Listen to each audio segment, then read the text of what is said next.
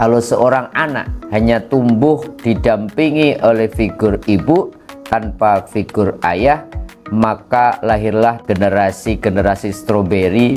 Mereka menjadi handphone generation, medsos generation. Yang lebih bahaya lagi, anak nanti lebih percaya apa yang dibaca di medsos daripada apa yang disampaikan oleh orang tuanya.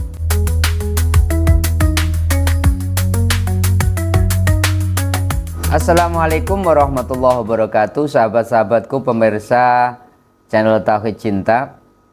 Ada berita yang cukup miris beberapa waktu kemarin ketika WIHAJI, yang kita tahu Menteri Kependudukan dan Pembangunan Keluarga sekaligus Kepala BKKBN, menyatakan dalam sebuah forum bahwa 80% anak-anak kita itu fatherless, yaitu kehilangan figur ayah gitu.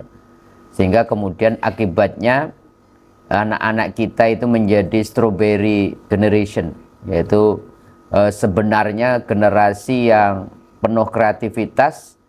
Mereka sebenarnya potensinya luar biasa tapi rapuh gitu ya, mudah kemudian kalah ketika kemudian menghadapi problem dan tantangan atau masalah. Sehingga kemudian problemnya juga leadership mereka itu tidak kuat. Gara-gara apa? Ternyata gara-gara mereka kehilangan figur ayah di dalam tumbuh kembang mereka. Ini disebabkan satu filosofi yang saya kira perlu dirubah, bahwa persepsi ayah itu tugasnya hanya untuk mencari nafkah, dan kemudian tumbuh kembang anak itu dibebankan kepada seorang ibu. Sebab kalau pemikiran filosofi ini terus dipegang, maka kemudian anak tumbuh hanya kemudian didampingi oleh figur ibu yang tentunya punya filosofi ketika mereka mendidik dengan filosofi yang berbeda dengan ayah. Kita tahu ayah itu merefleksikan bagaimana seseorang kemudian cara bertanggung jawab. Laki-laki itu bagaimana cara kemudian mengambil keputusan, bagaimana melindungi orang lain, bagaimana harus mengambil sebuah respon ketika menghadapi masalah. Itu yang mestinya juga anak mendapatkan hal-hal dan pelajaran itu dari figur seorang ayah ya. Bagaimana mereka bersosialisasi di tengah-tengah masyarakat, bagaimana cara mereka berteman, bagaimana kemudian cara mereka berstrategi, bagaimana cara mereka ngambil keputusan. Ada ketegasan dan ada logika kalau kemudian figur ayah mendampingi ruang tumbuh kembang anak. Sementara kalau ibu kemudian menjadi tanggung jawab yang dibebankan untuk anaknya saja, maka ibu itu kan refleksi dari bagaimana kemudian cara berempati, cara kemudian mereka bersimpati, bagaimana mereka mengungkapkan perasaan-perasaan mereka, sesuatu yang bersifat feeling, sesuatu yang bersifat mendahulukan perasaan. Sehingga bayangkan sahabat-sahabatku, ketika anak tidak punya figur ayah, di situ ada ketegasan, di situ ada tanggung jawab, di situ ada bagaimana cara melindungi, sementara dia tumbuh hanya didampingi oleh seorang ibu, maka ini sangat berbahaya menurut WIHAJI. Dan banyak tokoh psikolog mengatakan kalau seorang anak hanya tumbuh didampingi oleh figur ibu tanpa figur ayah, maka lahirlah tadi generasi-generasi stroberi. Mereka menjadi apa?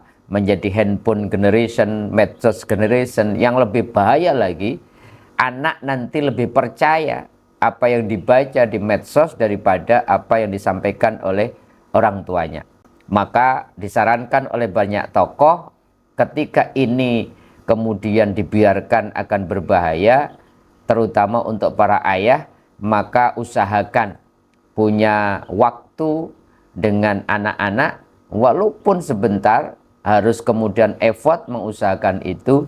Boleh jadi sebelum berangkat kerja, walaupun setengah jam, ngobrol sama anak-anaknya. Nanti sebelum kemudian mereka beranjak ke peraduan tidur malam hari, sempatkan untuk itu. Sehingga kemudian anak yang putih, anak yang fitri itu kemudian mendapatkan lukisan yang berimbang antara perasaan dan logika, antara cara bersimpati dan bertanggung jawab, antara bagaimana kemudian mereka mendahulukan pemaafan dan ketegasan mengambil keputusan, sehingga betul-betul anak-anak kita didampingi oleh dua orang tua, faktor feminim dan maskulinnya juga kemudian lengkap, sehingga anak-anak kita anak-anak yang luar biasa. Kenapa ini penting? Karena kita tahu persis kullu mauludin yuladu alal fitrah.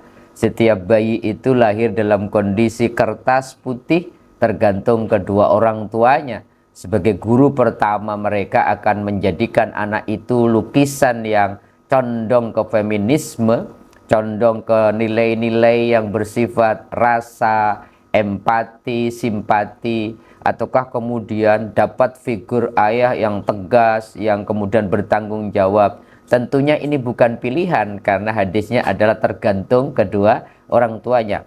Maka tumbuh kembang anak ketika didampingi sosok orang tua yang lengkap, ibu atau dan ayah, maka kemudian akan tumbuh generasi sebagaimana doa-doa kita yang diabadikan dalam surat Al-Furqan itu. Rabbana hablana min azwazina wa dzurriyyatina qurrata a'yun. Jadi generasi-generasi qurrata a'yun. Qurrata a'yun itu tidak saja mereka kuat, tetapi kemudian bisa menyejukkan, bisa menjadi kebanggaan, bisa menjadi anak-anak soleh solehah yang menjadi pemimpin. Dan itu hanya bisa dilahirkan oleh generasi atau anak-anak kita yang di dalam tumbuh kembangnya ada figur ayah sekaligus figur ibu. Wal yakhshal ladzina law taraku min khalfihim dzurriyyatan dhi'afan khaufu 'alaihim falyattaqullaha wal yaqulu qawlan sadida. Jadi dalam surat An-Nisa ayat 9 kita diwanti-wanti oleh Allah. Janganlah kalian kemudian meninggalkan generasi anak-anakmu dalam kondisi lemah. Lemah fisiknya, lemah fikirnya, lemah agamanya, lemah ekonominya. Sehingga kemudian ayo kita dampingi tumbuh kembang anak-anak kita.